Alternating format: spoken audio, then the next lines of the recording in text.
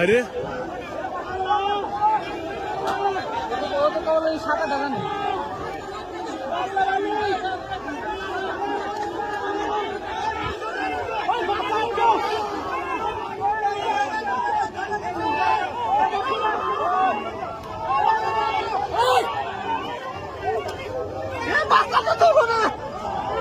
বহু মানুষ আছে তো বাসের ভিতর ওরা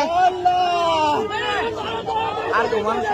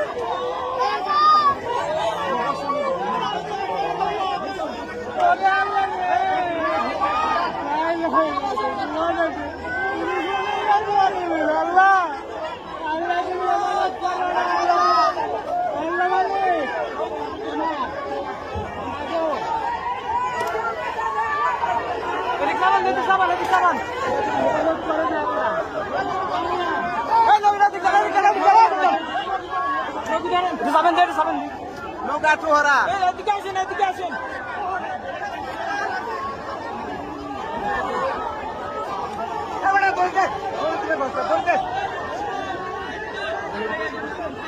তো আমি হঠাৎ করে অনেক কিছুক্ষণ বসে থাকার কারণে অস্থির লাগার কারণে আমি একটু নিচে নেমে দাঁড়াই। তো আমি নামার ঠিক 3-4 মিনিট পরেই দেখি যে বাসটা এখন ওইটা হেল্পার চালাইতেছিল নাকি বাসের ড্রাইভার চালাইতেছিল এটা বলতে পারিনি।